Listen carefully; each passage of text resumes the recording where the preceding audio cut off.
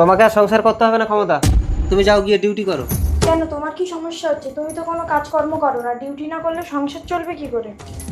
দেখো, সংসার করার ইচ্ছে থাকলে না স্বামীর যতটুকু থাকে ততটুকুতেই খেয়ে না খেয়ে সংসার করা যায়। আচ্ছা কি হয়েছে বলো তো? এই তো এবার এসছি, রান্না করবো, খেতে দেবো। বাস, স্বামীর আর কোনো চাহিদা থাকতে পারে না? আচ্ছা তোমার কি চাহিদা? এবার তো আমি ঘরে এসছি, নাও না, পূরণ করো না। স্যার? হ্যাঁ স্যার বলুন। অফিসার ক্ষমতা, উত্তরপাড়া থেকে একটা শিশু পাচার হয়ে গেছে, আপনাকে এক্ষুনি আসতে হবে। ওকে স্যার, আমি এক্ষুনি আসছি। দাঁড়াও, তুমি এখন কোথাও বেরোতে পারবে না। এক্ষুনি, এটা শিশু পাচার হয়েছে, আমাকে এক্ষুনি যেতে হবে স্যারের রাতে 7টা ছাড়ো। আমার থেকে তোমার স্যার আগে হয়ে গেল।